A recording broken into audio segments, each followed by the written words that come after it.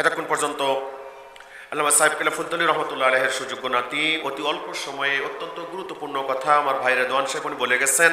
খুব গুরুত্বপূর্ণ। ওনার একটা কথাকে আমি সামনে রেখে ছোট্ট একটা উদাহরণ দিয়েই আমি আমার বাকি কথা শেষ করবার চেষ্টা করছি। আসুন, রেদওয়ান ভাই বলছিলেন একটা বিষয় নিয়ে, শানে রেসালাত সম্পর্কে আমাদের ভাষা সংযত হওয়ার বিষয়টা, ভাষার পরিবর্তনের বিষয়টা একটু মাথায় রাখুন। আমি একটা উদাহরণ দিই। আপনি আপনার বাবার ঝকঝকে দাঁতের উদাহরণ দিচ্ছেন, এই কথা ভালো করে বুঝতে হবে। আপনার বাবার ঝকঝকে পরিষ্কার দাঁতের উদাহরণ দিচ্ছেন, দিতে গিয়ে আপনি বললেন, বাবা তোমার দাঁতগুলো কুত্তার দাঁতের মতো পরিষ্কার। কথা বোঝাতে পারি নাই? কথাটা কি সত্য না মিথ্যা? কথা সত্য না মিথ্যা? কুত্তার দাঁত পরিষ্কার না? পরিষ্কার না? এখন আপনার বাবাকে আপনাকে আদবওয়ালা বলবে না বেয়াদব বলবে? কথা তো সত্য ছিল, কথা সত্য ছিল কিনা? অথচ বাস শুধু উদাহরণ একটু মানে কি ভাষার অসাবধানতার কারণে আপনি অবশ্যই বেয়াদবের উপাধি পাবেন, কোনো সন্দেহ আছে? এইটা মাথায় রাখবেন। এইটা মাথায় রেখে যখন আপনি আপনার বাবার ব্যাপারে একটু অসাবধান হলে আপনাকে বেয়াদব বলা হবে, সেক্ষেত্রে আমার আপনার বাবা মা থেকে শুরু করে নিয়ে নিজের জানের চেয়েও যাকে ভালোবাসা ঈমানের দায়িত্ব, যাকে মহাব্বত করা ঈমানের দায়িত্ব, তার ব্যাপারে আমাদেরকে শব্দ চয়নে কত বেশি সতর্ক হওয়া প্রয়োজন। এই কথা বোঝেন আপনারা? খুব সাবধান। প্রিয় হাজরিন, আসুন, আমি যে আলোচনা করছিলাম সূরাতুল ইসরার ৭৯ নম্বর আয়াতে কারিমা, ওয়ামিনাল লাইলি ফাতাহাজ্জাদ বিহি নাফিলাতাল লাক আসা আন ইয়াবআসাকা রাব্বুকা মাকামান মাহমুদা। এই আয়াতে কারিমার অর্ধেকের আলোচনা আমি করছিলাম। কি মনে আছে আপনাদের? অর্ধেকের আলোচনা করছিলাম। আজকে হয়তোবা আর অর্ধেকে, বাকি অর্ধেকে আমি যেতে পারবো না ইনশাআল্লাহ ইতিমধ্যেই, কারণ রাত্র হয়ে যাচ্ছে। আমাদের আজকে প্রধান অতিথি আছেন আল্লামা ডক্টর কফিলউদ্দিন সরকার সালেহী হুজুর আছেন, উনি এক্ষুনি চলে আসবেন ইনশাআল্লাহ। আমার কথা আমি অতি সংক্ষেপে গুছিয়ে ফেলছি, আমার কথা একবারে গুছিয়ে ফেলছি। আমি যে বিষয়টা বলছিলাম যে আল্লাহ পাকের মাহবুব হতে হলে আল্লাহ পাকের ঘোষণা অনুযায়ী কি করতে হবে? নফল ইবাদত, কথা বলুন, নফল ইবাদত করতে হবে। কম করতে হবে না বেশি করতে হবে? কম না বেশি? ছোট্ট একটা উদাহরণ দিচ্ছি, খুব বড় নয়, একেবারে ছোট্ট একটা উদাহরণ দেখুন। আপনার হযরত সাবিত আল বুনানি, বা কেউ সাবিত আল বানানি পড়েন, আমি বুনানি পড়ি। হযরত সাবিত আল বুনানি তিনি প্রখ্যাত একজন তাবেঈ এবং সিকা নির্ভরযোগ্য। তিনি ছিলেন হযরতে আনাস রাদিয়াল্লাহু তাআলা আনহুর খুব কাছের ছাত্র। খাদেমুর রাসূল সাল্লাল্লাহু আলাইহি ওয়া আলিহি ওয়াসাল্লাম সাইয়্যিদুনা আনাস রাদিয়াল্লাহু আনহু খুব কাছের ছাত্র। তাকে যখন উনার ইন্তেকালের পরে উনাকে দাফন করবার জন্য দুইজন বিশেষ করেছিলেন, একজন হযরত সাঈদ ইবনে জুবায়ের, ইনিও প্রখ্যাত মুফাসসির, এবং হযরত হুমায়দ আত-তাওয়িল, প্রখ্যাত তাবেঈ, দুজন।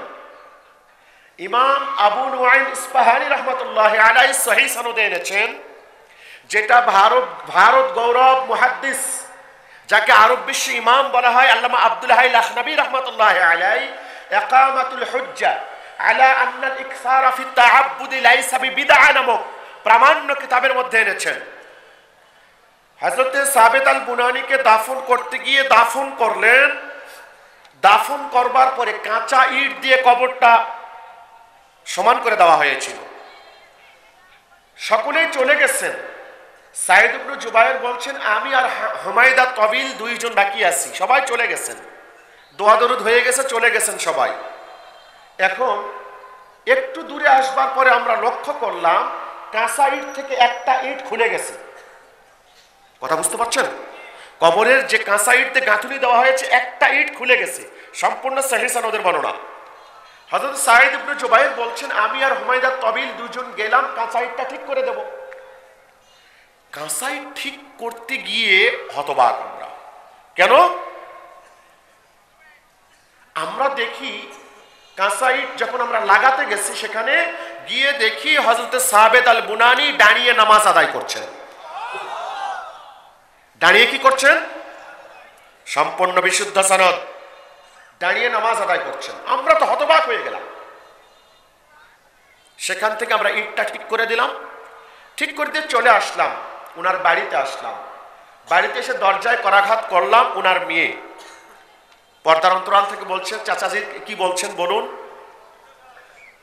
তোমার কাছে জানতে চাই, মা কানা আমালু আবিক, মা কানা আমালু আবিক, ভাতিজি বলো তো তোমার বাবার আমলটা কি ছিল? তখন তার মেয়ে বলছেন, আমি নিশ্চিত চাচারা, আপনারা অবশ্যই আমার বাবার কোনো আশ্চর্যজনক ঘটনা দেখেছেন। সুবহানাল্লাহ। হ্যাঁ, বাস্তবে দেখেছি। কি দেখেছেন বলুন তো? তখন পুরা ঘটনা ওনারা বর্ণনা করলেন যে এই দেখেছি। সঙ্গে সঙ্গে সাবেত আল বুনানির মেয়ে বলছেন, ও আমার চাচারা শুনে রেখে দিন, এইটা হবে আমরা জানতাম। সুবহানাল্লাহ।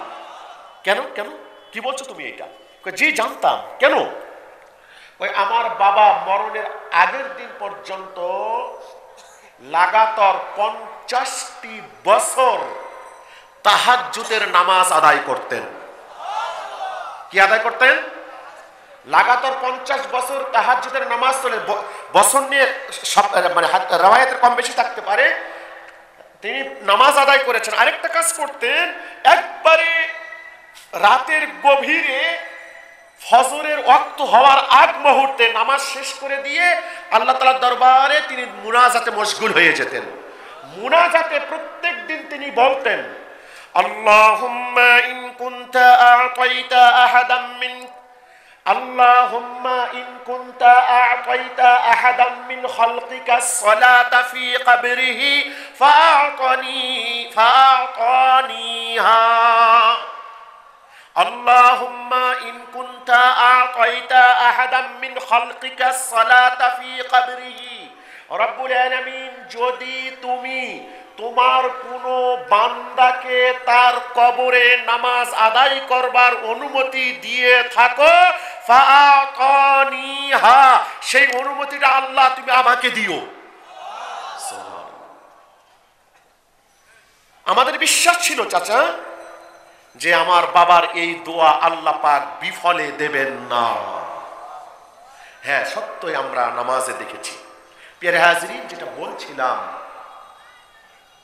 কবরে নামাজ আদায় করা এইটা খুসুসিয়ত আম্বিয়া আলাইহিমুস সালাতু ওয়াস সালামের। কারণ নবীজির বাণী, আল আম্বিয়া ওয়া আহইয়াউন ফি কুবুরিহিম ইউসাল্লুন, আরেক বর্ণনা ইউরজাকুন, বিভিন্ন বর্ণনাগুলো এসেছে সহিহ সনদে। নবীগণের খুসুসিয়ত হচ্ছে কবরে নামাজ আদায় করা। কিন্তু আমাদের মতো বান্দারাও, যেটা বলেছি, বান্দা থেকে মাহবুব হতে হবে। কি হতে হবে?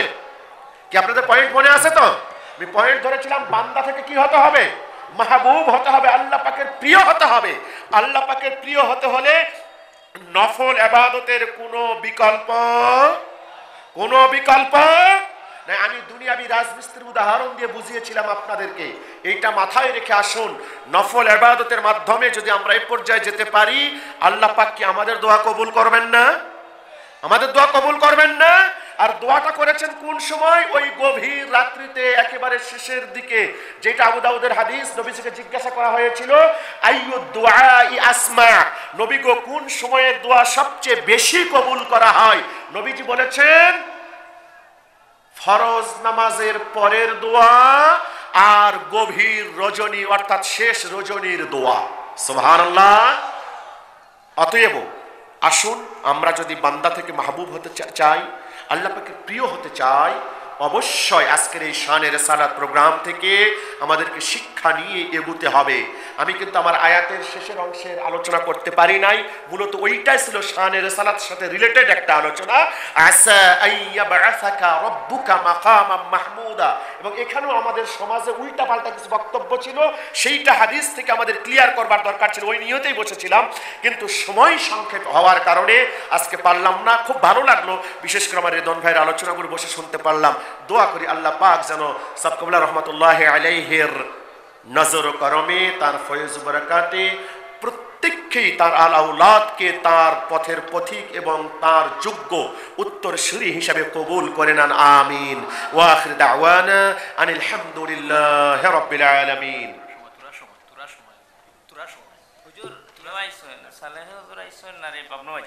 ও সময়খান আপনি দেওয়া লাগে আর মাইকে দিয়ে একটা ঘোষণা করো যে মোটরসাইকেল যারা আছে এরা যাইতাকে পেট্রোল পাম্প পেট্রোল মোটর কই দো। সম্মানিত হাজির, আমাদের আজকে প্রধান অতিথি হযরত আল্লামা ডক্টর মোহাম্মদ সরকার কাবিরউদ্দিন সরকার সালেহী সাহেব, উনি ব্রাহ্মণবাজারের মধ্যে চলে এসেছেন। এর ভিতর পর্যন্ত হুজুর মেহরবানি করবেন, আমাদের সামনে গুরুত্বপূর্ণ আলোচনা রেখে গেছেন, এখনো রাখবেন, আমরা আশাবাদী। হুজুরকে অনুরোধ করছি, আর যাদের মোটর বাইক আছে এখানে আমরা অনুরোধ করব তারা মোটর বাইক নিয়ে আপনারা রিসিভ করে আনার জন্য বিশেষভাবে আহ্বান করছি। আজকে প্রধান অতিথি মহোদয়কে রিসিভ করে আনার জন্য বিশেষভাবে অনুরোধ করছি। আপনাদেরকে অনুরোধ করছি, অসুবিধা নেই, ইনশাল্লাহ আমি কথা বলবো। আপনারা একটু কষ্ট করে সামনের দিকে চলে আসুন, ফাঁকা জায়গাগুলো পূরণ করে নেন, আর জিকির করুন লা ইলাহা মুহাব্বতে লা ইলাহা ইল্লাল্লাহ লা ইলাহা ইল্লাল্লাহ লা ইলাহা। সকলে একটু কষ্ট করে সামনে চলে আসুন। হাসবি রাব্বি জাল্লাল্লাহ মা ফি কলবি গায়রুল্লাহ নূর মুহাম্মদ সাল্লাল্লাহ লা ইলাহা ইল্লাল্লাহ লা ইলাহা ইল্লাল্লাহ লা ইলাহা মুহাব্বতে লা ইলাহা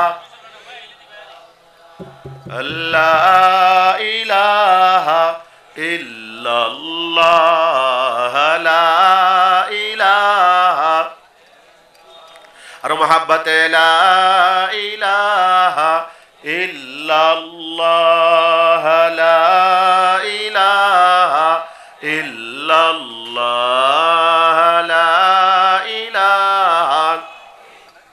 এ সাউন্ড ঠিক করেন, এছাড়া কথা বলা যায় না তো ভাই, কণ্ঠের ব্যাপার আছে।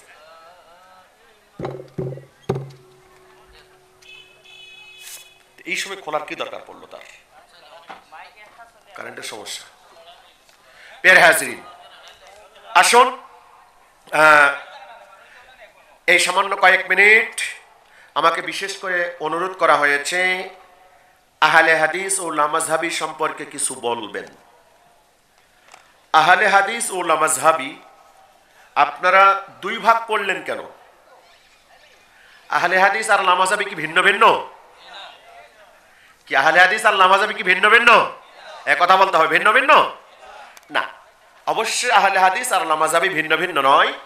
মাথায় রাখুন, আহলে হাদিস আজকে যারা নিজেদেরকে দাবি করছেন, এটা কিন্তু আমার আলোচনার অতিরিক্ত আলোচনা। আহলে হাদিস যারা নিজেদেরকে দাবি করছেন, এই দাবিটা কতটুকু যথার্থ আমি সেইটা একটু বোঝাবার চেষ্টা করি।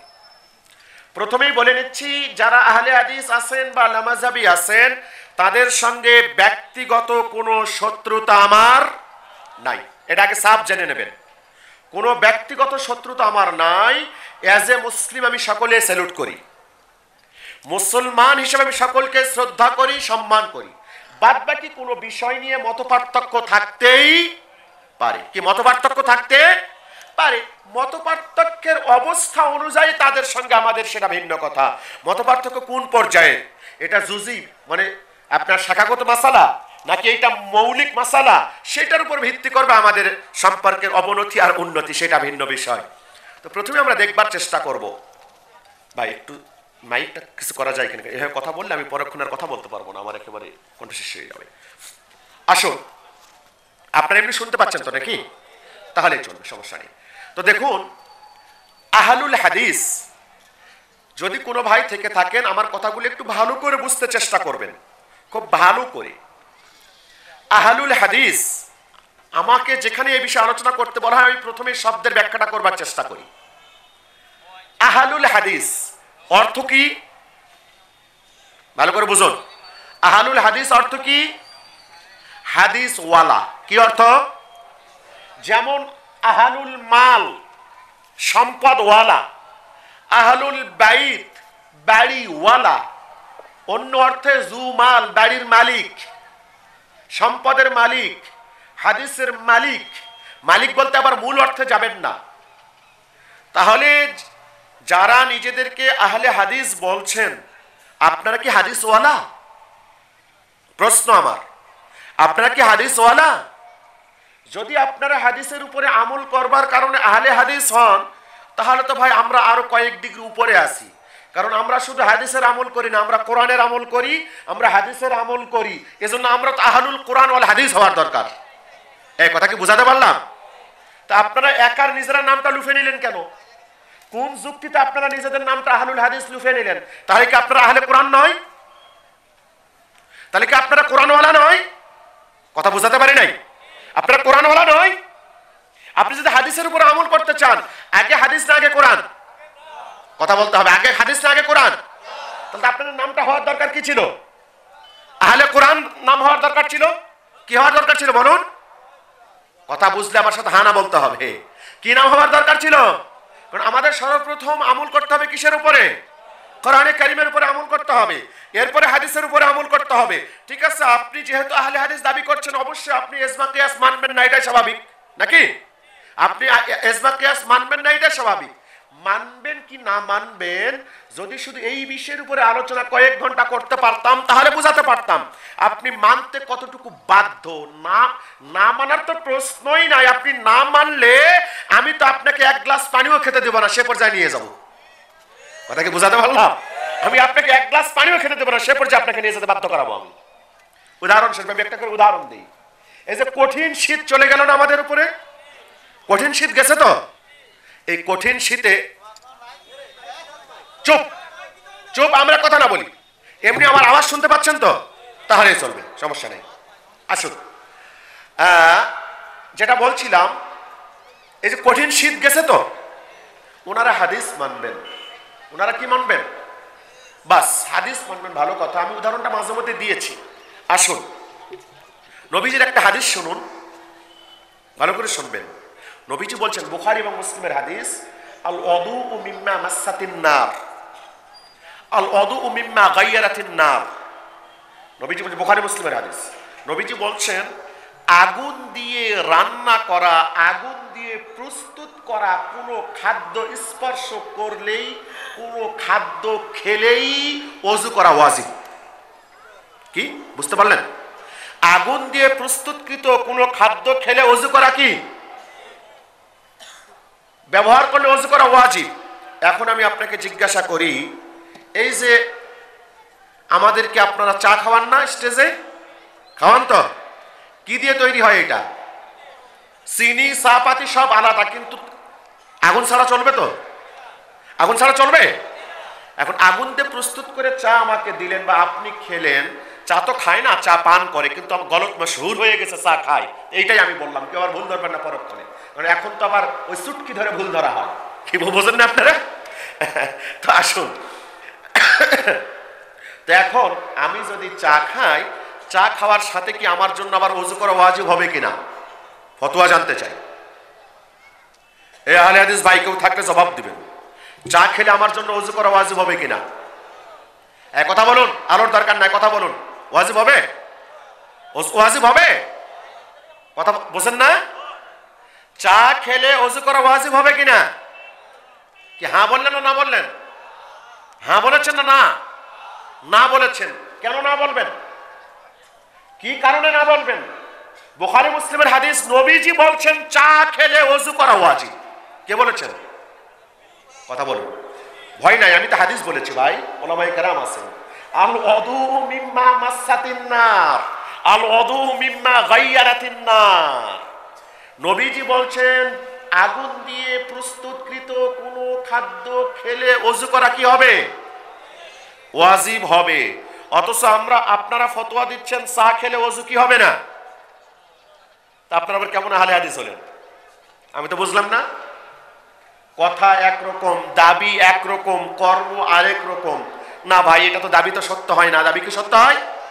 দাবি তো সত্য হলো না, দাবি তো সত্য হয় নাই। কারণ দাবি হতে হবে আপনারা সহিহ হাদিস মোতাবেক চলবেন। কি হাদিস মোতাবেক? কত সুন্দর বলি, আমরা সহিহ হাদিস মানি, সহিহ হাদিস ছাড়া মানি না। ও ভাই, যদি কেউ থেকে থাকেন ভালো। এ ভাই, এত ডিস্টার্ব হলে তো মুশকিল।